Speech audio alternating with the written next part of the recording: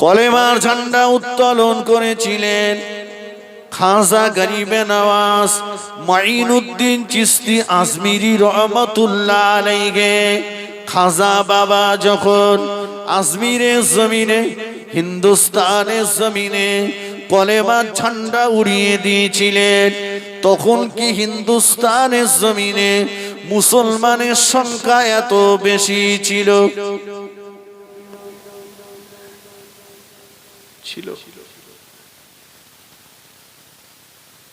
পৃথ্বীরাজ হাজারো চেষ্টা করলো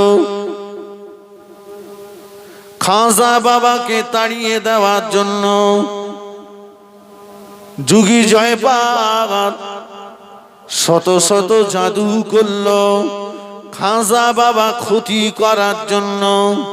পৃথ্বীরাজের হাজারো চেষ্টা ব্যর্থ হয়ে গেল। যুগী জয়পালের জাদু ভান্ডার খালি হয়ে গেল। তাড়িয়ে দিতে পারিনি খাজা বাবাকে, বরঞ্চ খাজা বাবা নিজে হাতে 90 লক্ষ বেদিলকে মুসলমান করিয়েছিলেন। জোরে বলুন না সুবহানাল্লাহ। খাজা বাবা কাউকে জোর করে ধরে টেনে এনে কলেমা পড়িয়েছিলেন? খাজা বাবার আদর্শ দেখে মানুষ ঈমান এনে কলেমা পড়ে মুসলমান হয়েছিল। বলুন সুবহানাল্লাহ। আর দুর্ভাগ্যজনক সত্য কথা, আমাদের আদর্শ দেখে কোন দোকানদার দোকানে মাল ধার দিতেও চায় না, যে আজকে যদি ধার দেই কালকে দোকানের সামনে দিয়ে যাবে না। আমার আগে হুজুর বলছিলেন, আমাদের ছেলেদের আদর্শ দেখে গায়ের কমরাও হাসছে যে এরা আমাদেরকেও টপকে দিয়েছে। ঠিক কিনা বলে? ফিরে আসো। আল্লাহ বলেছে ভয় নেই, শর্ত হলো মোমেন হতে হবে। মোমেন মোমেন বাপ বড় শখ করে নাম রেখেছে আব্দুল মোমেন। গেজার কলকে দম না দিলি ঘুম লাগে না। নাম আব্দুল মোমেন, মদ খেয়ে রাস্তায় মাতলামি করছে। নাম আব্দুল মোমেন, লটারির টিকিট খুঁজে বেড়াচ্ছে শোষো করে। নাম আব্দুল মোমেন, বিয়ে করে 15 টাকা দিয়েছে। কথা সত্য না মিথ্যা? মোমেনকে, মোমেনের ডেফিনেশন কি, মোমেনের সংজ্ঞা কি?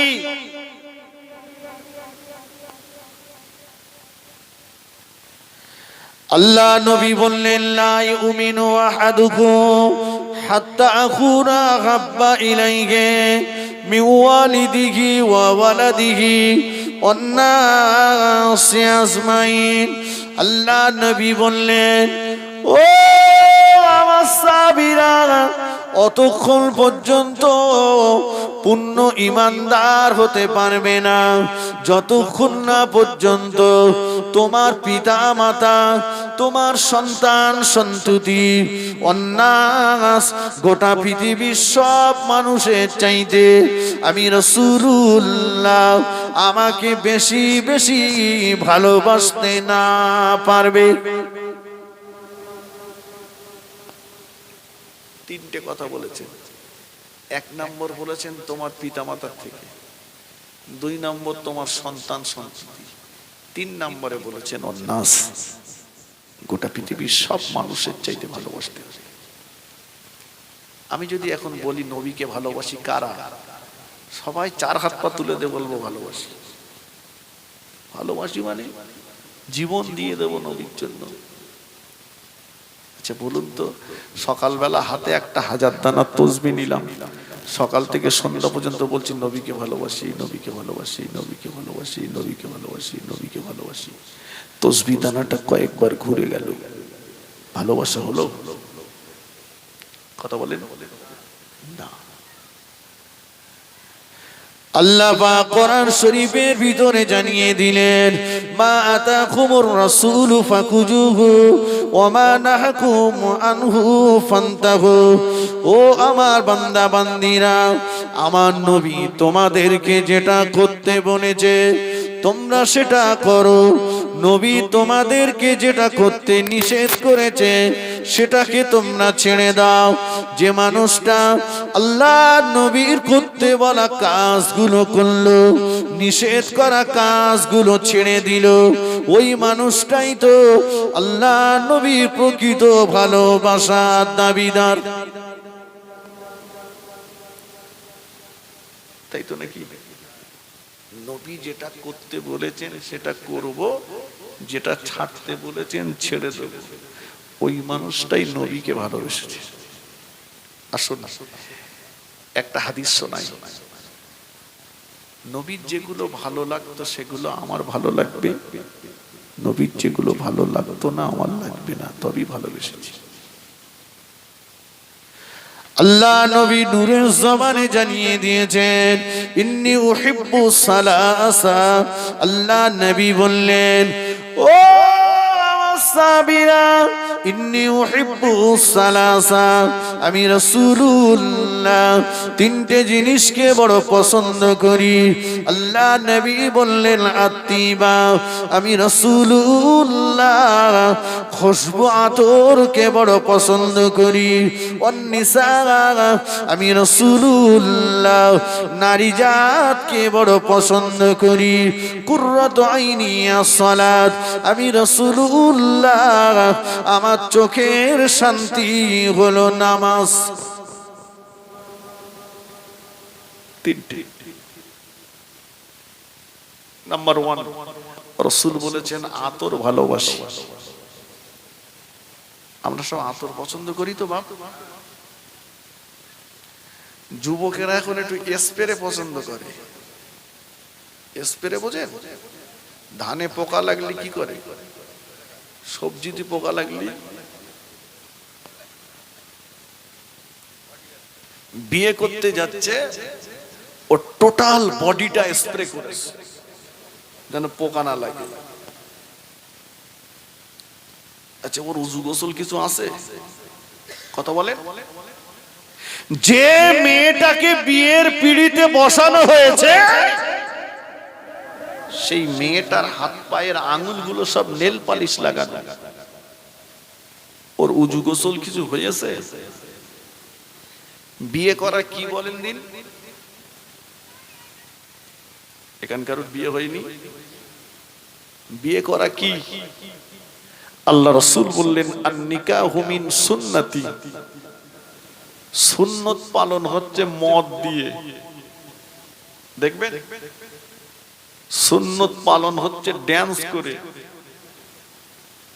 সুন্নত পালন হচ্ছে গান বাজনা বাজিয়ে।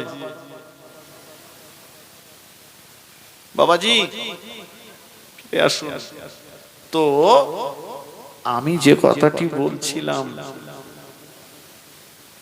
এই যে নেল পালিশ আর এরে স্প্রে করে বসানো হয়েছে, আমি ইমাম সাহেব বিয়ে পড়াতে গেলাম, বিয়ে পড়িয়েও দিলাম, দোয়া করছি আল্লাহ এদের রহমত দাও, বরকত দাও, সংসারে শান্তি দাও। আল্লাহ বলে, তোর কত দেবে, তুই লে বাড়ি যা, উজু গোসল কিচ্ছু হয়নি, এত দোয়া করতিস কেন? তোর যা দেবে লে বাড়ি যা, এরকা কি করতে আমি করবো? যে দপটে বিয়ে সেই দপটে তালাক।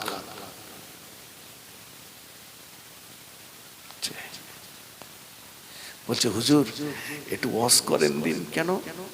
বলছে ছেলে বুড়ো হয়ে গেছি, দেখে না, ভাত দেয় না, কষ্ট দিচ্ছে।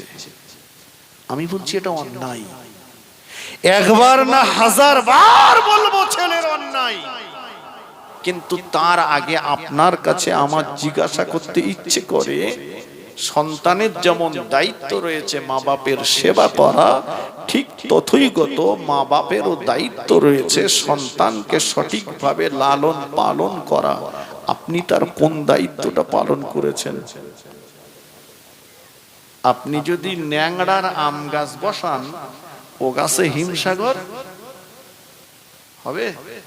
আল্লাহ যদি কুদরতি ক্ষমতায় ফলিয়ে দেয় তাহলে আলাদা জিনিস, কিন্তু স্বাভাবিকভাবে ন্যাংড়ার কাছে হিমসাগর হবে না। দোকানে একটা মোবাইল কিনেছে, মোবাইল কিনেই দোকানদারকে বলছে সামনে একটা স্ক্রিনে একটা পর্দা দাও। স্কিনে দাগ হবে না। বডিতে একটা পর্দা দাও, বডিতে দাগ হবে না। আর বিয়ে করে বউটারে বাড়ি আনছে একটা মশারির নেট ছেঁড়া মাথায় দিয়ে। পরের দিন বিউটি পার্লার থেকে লোক এনে সাজিয়ে একটা সিংহাসন দিয়ে বসিয়ে দিয়েছে। ও যেন সরকারি বউ। কি বউ বলেছি? সরকারি বউ। যে যা পারো এসো, মুখ দেখো আর মাল দে যাও। ওই কোম্পানিতে আল্লাহর ওলি জন্ম নেবে? রাসূলুল্লাহর আব্বা রাসূলুল্লাহর আম্মা বিয়ে হলো প্রথম বাসর রাত, স্বামী স্ত্রী দুজন ওযু করলেন, বাসর ঘরে গেলেন, আল্লাহ সন্তান দিলেন। সন্তান হলো সমস্ত নবীদের বাদশাহ। জোরে বলুন, একটু মন খুলে বলেন। বড় পীর সাহেবের আব্বা, বড় পীর সাহেবের মা, বিয়ে হয়েছে প্রথম বাসর রাত, স্বামী স্ত্রী দুজন ওযু করলেন, নামাজের পাটি নিলেন, বাসর ঘরে গেলেন, দুজনা দু রাকাত নামাজ পড়লেন, তারপরে একত্রিত হলেন, আল্লাহ সন্তান দিলেন। সন্তান হলো সমস্ত ওলিদের বাদশাহ। জোরে বলুন, একটু মন খুলে বলেন। আর আমাদের আব্দুল কাদেরের বাপ বাসর ঘরে যাচ্ছে 3 বান্ডেল বিড়িলে, গেজার খোলকেই দম দিয়ে চুল্লু আর মদের ঠেক থেকে উঠে এসে বিবি টেক্কা গোলাম মারতে মারতে উঠে এসে মোবাইলে নেকেট ছবি আর ব্লু ফিল্ম দেখতে দেখতে কেউ যদি বিবির সঙ্গে সহবাস করে, ওই কোম্পানিতে ওলি হবে না, ওখানে বুনো ওল হবে। খেলি গাল চুল করবে, তেঁতুল খেয়েও রক্ষা নেই। দায়িত্ব কোনটা পালন করেছি?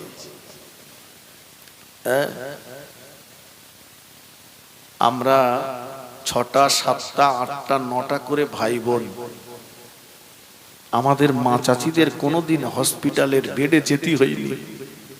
হয়েছে বাপ? কথা বলেন না কেন? না, এখন হসপিটাল নার্সিংহোম ছাড়া বাচ্চা হচ্ছে না। বললেই বলে দিনকাল খারাপ। কে বলে দিনকাল খারাপ? আগে কম্পিউটার ছিল, স্যাটেলাইট ছিল, মোবাইল ছিল,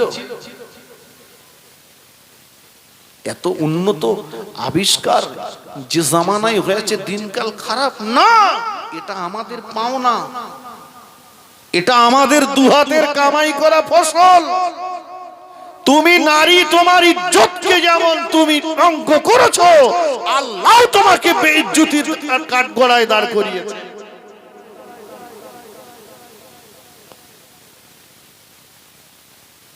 আমার মা চাচিদের খাট ছিল না, গ্যাস ছিল না,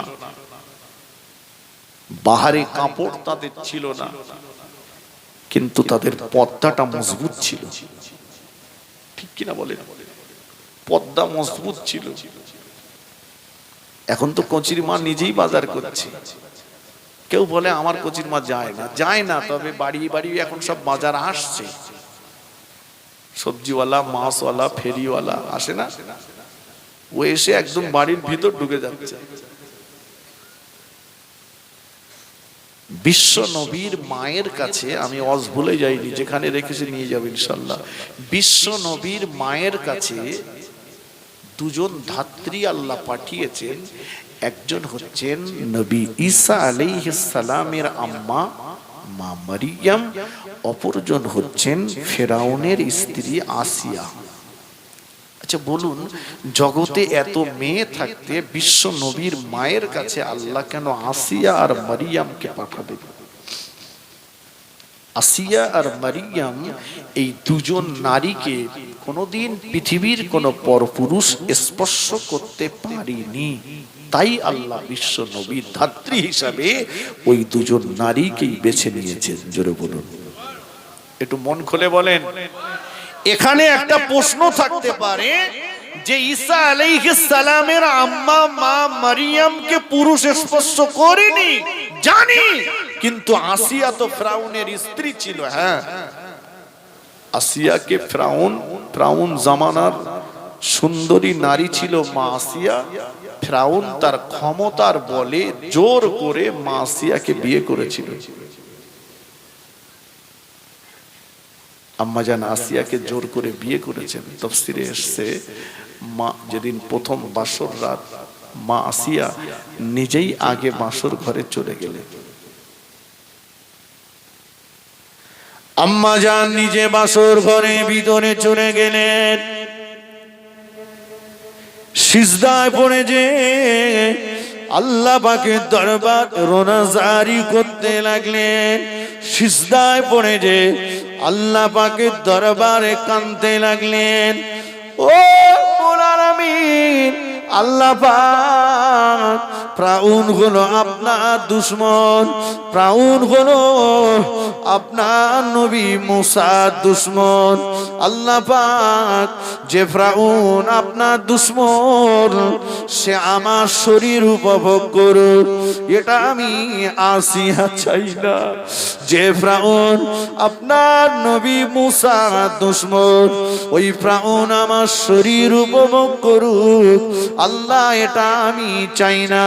আল্লাহ পাক আপনার বান্দা ফিরআউন সম্পর্কে আপনি বড় ভালো জানেন। ফিরআউন হলো জালেম, ফিরআউন হলো অত্যাচারী। আপনার বান্দি আসিয়া সম্পর্কে আপনি বড় ভালো জানেন। আপনার বান্দি যেদিন থেকে নিয়ে নাবালক জীবন থেকে সাবালক জীবনে পদার্পণ করেছে, কোনদিন আপনার বান্দি আসিয়ার পবিত্র শরীর পৃথিবীর কোন পরপুরুষের নজরে ধরা পড়িনি।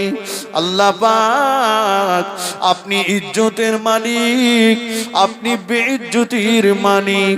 আল্লাহ আপনার দুশমন যে, আপনার নবীর দুশমন যে, সে আমার পবিত্র শরীর উপভোগ করুক, এটা আমি চাই না। আল্লাহ, ও আমিন, আল্লাহ পাক বেঈমান ফিরআউনের কবল থেকে কিভাবে আপনি আপনার বান্দি আসিয়াকে হেফাজত করবে, এ দায়িত্বটা আমি আপনার কুদরতি হাতে তুলে দিলাম। আল্লাহ পাকের রহমতের দরিয়ায় জোশ মেরে গেল। আল্লাহ পাক জানিয়ে দিলেন, ও আমার মাহবুবা বান্দি, ও আমার মাহবুবা বান্দি আসিয়া, কেঁদো না, কেঁদো না। তোমার কান্না আমি আল্লাহ সহ্য করতে পারি না। তোমার চোখের পানি আমি আল্লাহ সহ্য করতে পারি না। ও আমার মাহবুবা বান্দি আসিয়া, আমি আল্লাহ পাক কথা দিলাম ফিরআউনের ঘরে তোমাকে রেখে দেব, কিন্তু তোমার শরীর স্পর্শ করা চিরতরের জন্য ফিরআউনের জন্য আমি আল্লাহ হারাম করে দিলাম।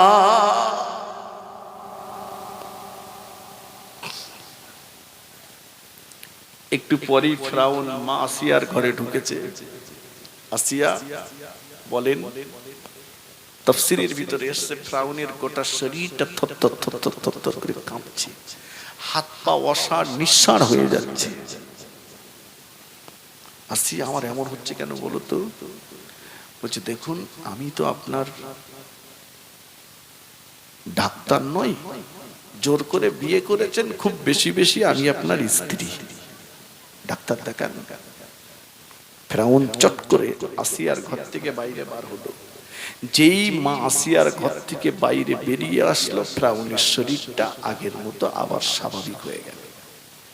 আবার যেই আসিয়ার ঘরে ঢুকে আবার গোটা শরীর কম্পন শুরু হয়, জ্বলন শুরু হয়, হাত পা অসাড় নিঃসাড় হয়ে যায়, আবার ছুটে বেরিয়ে আসে।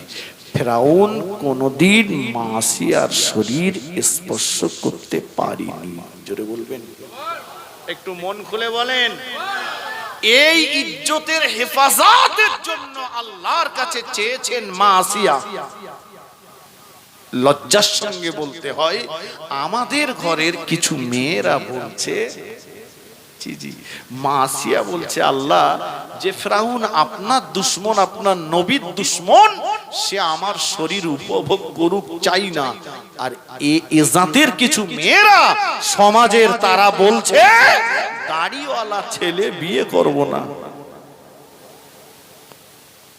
কথা বোঝেননি? দাড়ি নাকি ফোটে,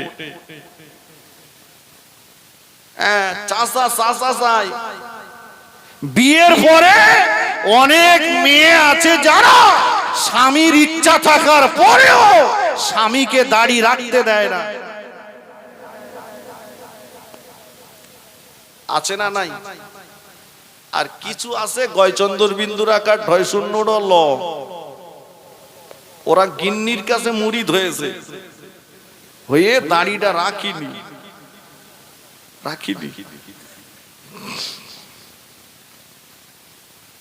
লজ্জাজনক কথা। গিন্নিকে খুশি করার জন্য নবীর সুন্নতকে বিসর্জন দিলে। চোখটা একবার বন্ধ করে দেখো,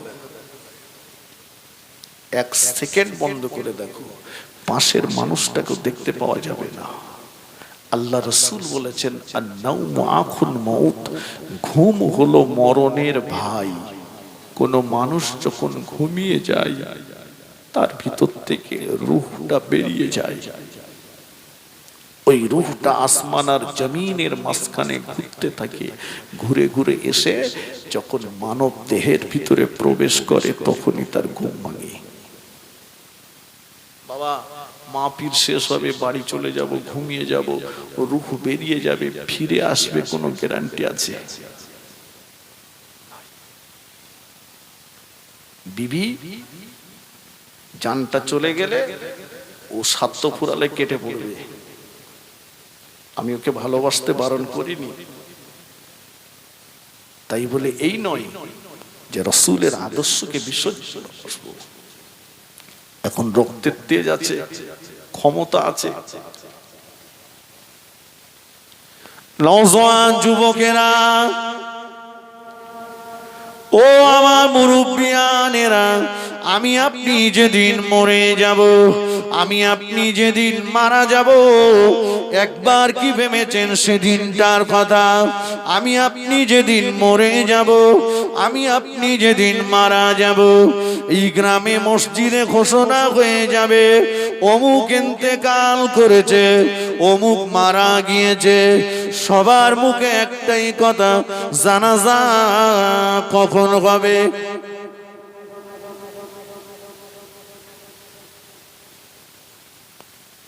কেউ বলবে যে এখন ঠান্ডা পড়ছে, কিছুদিন থাক।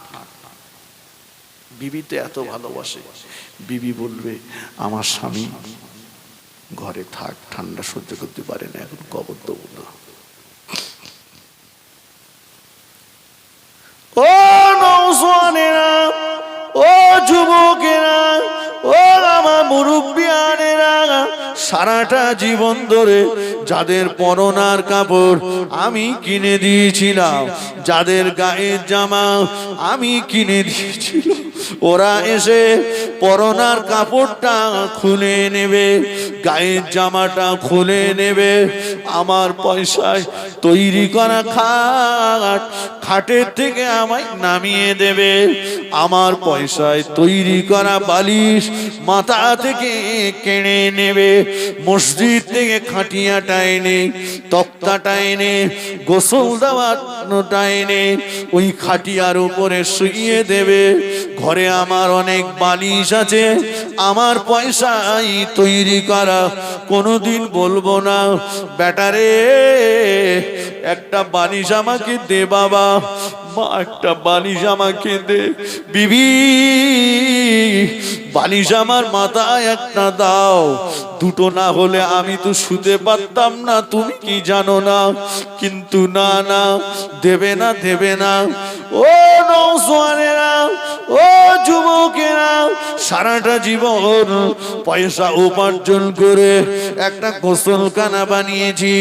গোসলখানা বানালাম, পাথর বসালাম, টালি লাগালাম, দামি দামি ট্যাপ, দামি দামি শাওয়ার লাগিয়েছি, গিজার লাগিয়েছি। কোনদিন আর ওদের গোসলখানাতে গোসল করতে যাব না, কোনদিন ওদের পানির ট্যাপে হাত দেব না, কোনদিন ওদের শাওয়ারে আর গোসল করব না। আমার জীবনের বিদায়ী গোসলটা দেওয়ার জন্য ওরা আমাকে ওই গোসলখানার ভিতরে নিয়ে যাবে না, যেতে দেবে না। বাড়ির বারান্দাতে অথবা বাড়ির আনাচে কানাচে কাপড় দিয়ে ঘিরে আমার জন্য একটা আলাদা গোসলখানা বানানো হবে। পানিটা গরম করে নিয়ে ওরা আমাকে গোসল দিতে থাকবে। কেতাবে এসেছে ওই সময় মুর্দা কাঁদতে থাকবে, ওই সময় আমি আপনি কাঁদতে থাকবো। ও আমার গোসল দিতে আসা ব্যক্তিরা, আমার গায়েতে জোরে জোরে পানি ঢেলো না, আস্তে আস্তে পানি ঢেলো। জোরে জোরে মর্দন করো না, আস্তে আস্তে মর্দন করো। জোরে জোরে নাড়াচাড়া দিও না, আস্তে আস্তে নাড়াচাড়া দাও। এই মুহূর্তে আমার উপর দিয়ে একটা তুফান বয়ে গিয়েছে, কিন্তু না না, সেদিনের কান্নার আওয়াজ গোসল দিতে আসা ব্যক্তিরা শুনতে পাবে না।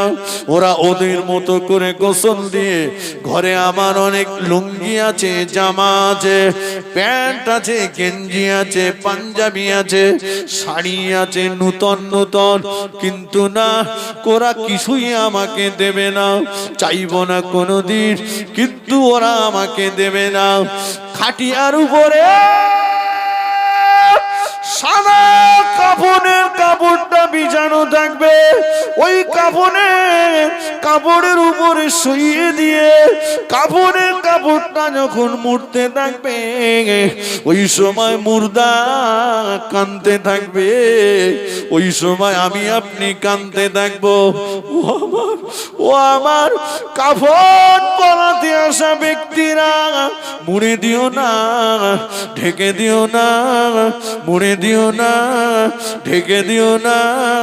তড়িঘড়ি করে তোমরা আমার মুখটা কাপড় দিয়ে ঢেকে দিও না। ও আমার কাপড় বানাতে আসা ব্যক্তিরা, একবার চেয়ে দেখো আমার খাটিয়ার পাশে, আমার লাশের পাশে দাঁড়িয়ে আমার জনম দুঃখিনী মা কাঁদতেছে। কচিরে বেটারে, তুই আগে চলে গেলি, আমাকে রেখে চলে গেলি, আমার আগে যাওয়ার কথা, তুই আগে গেলি। তুই যে আমার কলিজা 32টা নারী চেনা সন্তান, জনম দুঃখিনী মা কাঁদছে। ও আমার কাপড় পরাতে আসা ব্যক্তিরা, একটু দাঁড়াও, আমার আম্মাকে আমায় একটু দেখতে দাও, একটু আমার আম্মাকে দেখতে দাও। ও আমার কাপড় পরাতে আসা ব্যক্তিরা, চেয়ে দেখো খাটিয়ার পাশে দাঁড়িয়ে আমার আব্বা কেমন করে কাঁদছে। কচি রাত দিন সমান করে কতই না কষ্ট তোর জন্য করলাম, তুই বিদায় নিলি বাবা, চলে গেলি বাবা। ও আমার কাপড় পরাতে আসা ব্যক্তিরা, একটু দাঁড়াও, আমার আব্বাকে আমায় একটু দেখতে দাও, আমাকে একটু আমার আব্বাকে দেখতে দাও। ও আমার কাপড় পরাতে আসা ব্যক্তিরা, ও কাপড় পরাতে আসা ব্যক্তিরা, মুড়ে দিও না, ঢেকে দিও না, মুড়ে দিও না, ঢেকে দিও না। আমার খাটিয়ার পাশে দাঁড়িয়ে, আমার লাশের পাশে দাঁড়িয়ে আমার কচি কচি বাচ্চাগুলো কেমন করে কাঁদছে আর বলছে আব্বু আব্বু আব্বু আব্বু। আমি যে ওদের আব্বু, আজকে কোনোদিন ওরা আব্বু বলে কাউকে ডাকতে পারবে না, ওরা আমার পাশে দাঁড়িয়ে ডাকছে আম্মু আম্মু আম্মু একটু দাঁড়াও, ও কাফন পরাতে আসা ব্যক্তিরা একটু দাঁড়াও। নাতি পোতাগুলো ডাকছে, দাদু ভাই দাদু ভাই, ও আমাদের দাদু ভাই, নানু ভাই, ও আমাদের নানু ভাই, একটু দাঁড়াও একটু দাঁড়াও। কিন্তু না, সেদিনের কান্নার আওয়াজ কাফন পরাতে আসা ব্যক্তিরা শুনতে পাবে না। ওরা কাফনটা পরিয়ে দিয়ে পায়ের দিকে একটা বাঁধন, মাঝখানে একটা বাঁধন, মাথার দিকটা মুড়ে মুড়ে একটা বাঁধন দিয়ে খাটিয়ায় তুলে দিয়ে জানাজা সম্পন্ন করে ওই নির্জন কবরস্থানে রেখে আসবে। আর কেউ কোনোদিন কবর ঘুরে দেখতে যাবে না। আমি আপনি কবরের ভিতরে কেমন অবস্থাতে আছি, কি হবে উপায়, কি উপায়, কবরের পাথেও কি জোগাড় করা হয়েছে বাবা?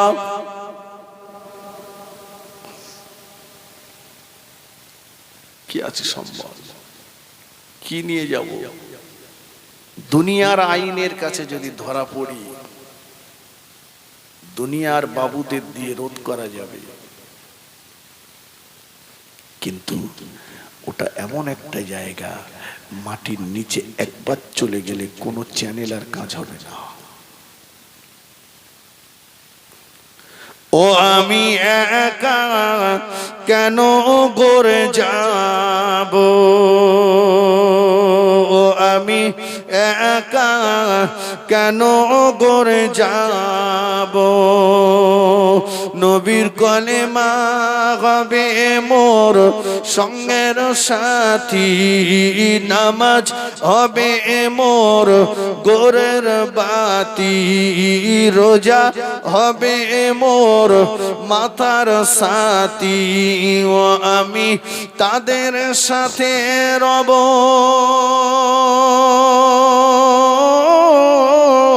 ও আমি একা কেন গড়ে যাব। আজরাইল যখন ধরবে কষে, মা বাপ পাশে কাঁদবে বসে, আজরাইল যখন ধরবে এসে, আপন জনেরা কাঁদবে বসে, ও আমি অবাক হয়ে রব,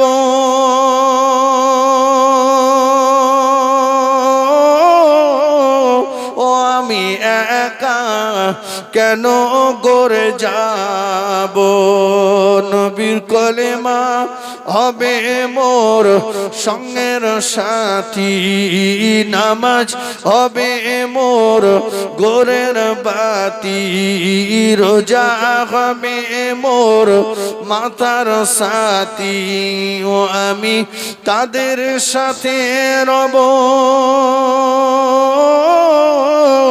ও আমি একা কেন গড়ে যাব।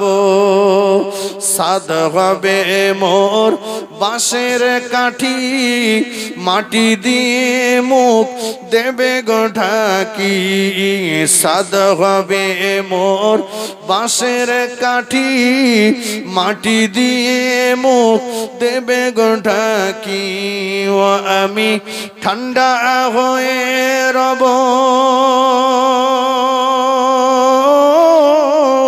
ও আমি একা কেন গড়ে যাব। দরুদ শরীফ আল্লাহুম্মা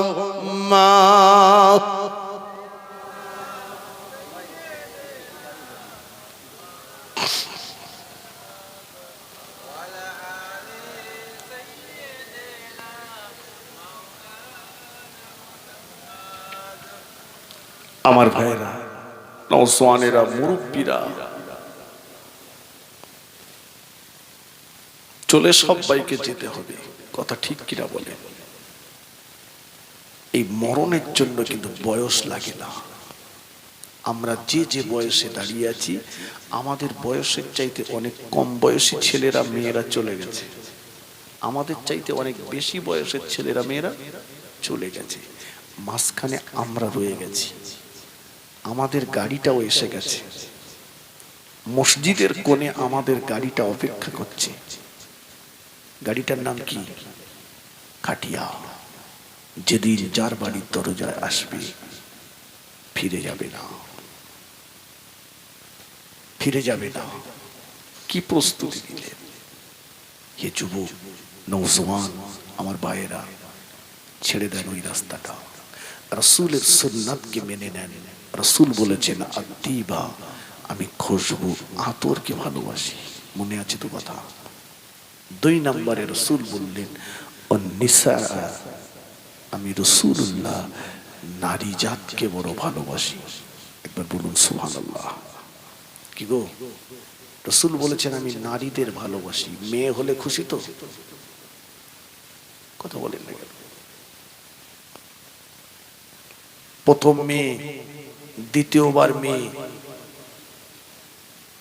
স্ত্রীর উপরে অত্যাচার শুরু হয়ে গেছে।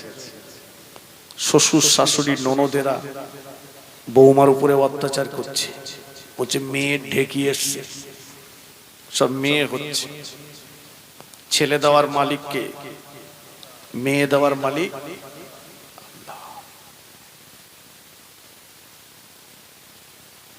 আল্লাহ। নবী বললেন আল্লাহ পাক যখন কোন বান্দা বান্দির প্রতি খুশি হয়ে যান, আল্লাহ পাক কোন বান্দা বান্দির প্রতি যখন রাজি হয়ে যান, ওই বান্দা বান্দি উভয়ের মাঝখানে আল্লাহ তখন একটা কন্যা সন্তান দান করেন। জোরে বলুন সুবহানাল্লাহ।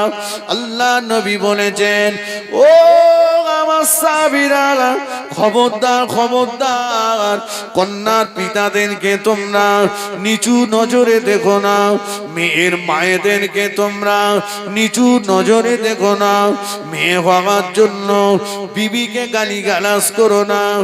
ও আমার সাহাবীরা, আসমানের নিচে জমিনের উপরে খাদিজার মতো এমন মহিলা আল্লাহ দ্বিতীয় কাউকে বানাননি।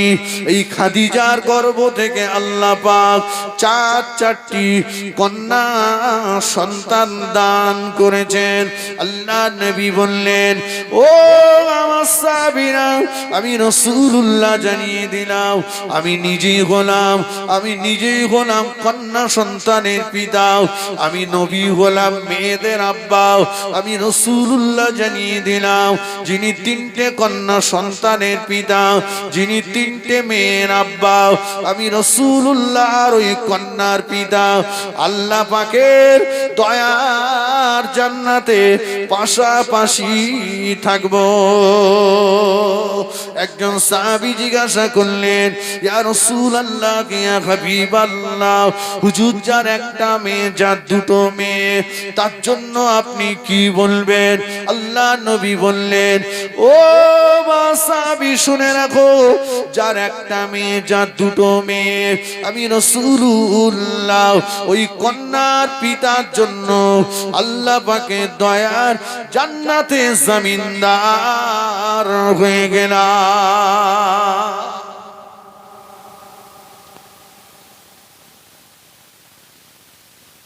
নবী বলেছেন মেয়ের বাপের জন্য জান্নাতের জমিনদার। বাবা, যে মেয়ের বাপের জন্য নবী জান্নাতের জমিনদার, এই মেয়ের বাপ ভিক্ষা করে বেড়াচ্ছে। কথা ঠিক কিনা বলে? মেয়ে বিয়ে দেবে বলে ভিক্ষা করে বেড়াচ্ছে। কিছু কিছু ছেলের বাপ আছে যারা হায়নার মতো হাঁ করে বসে আছে। কত মেয়ের আব্বা মেয়ে বিয়ে দিয়ে রাত্রেবেলা শুয়ে শুয়ে কাঁদছে, ভাতের প্লেটটা সামনে নিয়ে কাঁদছে। কেন গো? বলছে জামাই বারবার মাল চাই, যতটা সম্ভব দিই, এবার দিতে পারিনি বলে মেয়েকে আমার বাড়িতে আসতে দেয় না, আমাকেও তার বাড়িতে যেতে দেয় না। মেয়েটাকে ধরে মারছে, অত্যাচার করছে। মেয়েটা বড় কষ্টের সঙ্গে দিন যাপন করছে। কত মেয়ে গলায় দড়ি দিয়েছে, আত্মহত্যা করেছে, বিষ খেয়েছে, টেনে গলা দিয়েছে, গায়ে আগুন ধরিয়ে দিয়েছে। কথা ঠিক কিনা বলে? এদের জীবনেও ইচ্ছা ছিল শ্বশুর শাশুড়ি ননদদের মাঝে সংসার করবে, কিন্তু না, আব্বা গরিব মানুষ হয়, পনের টাকা না দিতে পারায় অত্যাচার চলেছে। চিন্তা করলো বুড়ো আব্বা মাকে যদি বলি তাদের খাওয়া খুব হারাম হয়ে যাবে, ভাইকে যদি বলি ভাবি যদি জানতে পারে সংসারে অশান্তির আগুন জ্বলবে, তাই মেয়েটা আত্মহত্যার রাস্তা বেছে নিয়েছে। যুবক কোন মুখ দেখাবে? আইয়ামে জাহেলিয়াতের যুগে জীবন্ত মেয়েগুলোকে বালির ভিতরে পুঁতে দেওয়া হতো। এটা শিক্ষিতের জামানা, এটা কম্পিউটারের যুগ, এটা চালাক চতুরতার যুগ, মোবাইল স্যাটেলাইটের যুগ। এখন আর বালির ভিতরে কবর দেয় না, তবে হাজার হাজার মেয়েদের জীবন চলে যাচ্ছে পণ প্রথা নামীয় টাকা, এই টাকার কবরের ভিতরে। ঠিক কিনা বলে? কেন? এই নারী যখন বড় হয়েছে, এই যখন বধূ হয়েছে, এই যখন স্ত্রী হয়েছে, এর সম্মান আরেক ধাপ আল্লাহ বাড়িয়ে দিয়েছেন, রাসূল বাড়িয়ে দিয়েছেন। নবী বলেছেন আদ-দুনিয়া কুল্লুহা মাতাউন, গোটা দুনিয়াটাই একটা পুরুষের জন্য সম্পদ। খায়রুল মাতাঈদ দুনিয়া আল মারআতুস সালিহা, হাজার হাজার সম্পদের ভিতরে একটা পুরুষের জন্য শ্রেষ্ঠতম সম্পদ হচ্ছে একটা নেককারিনী মহিলা। জোরে বলুন, একটু মন খুলে বলেন। পুরুষের জন্য শ্রেষ্ঠ সম্পদ হচ্ছে তার স্ত্রী।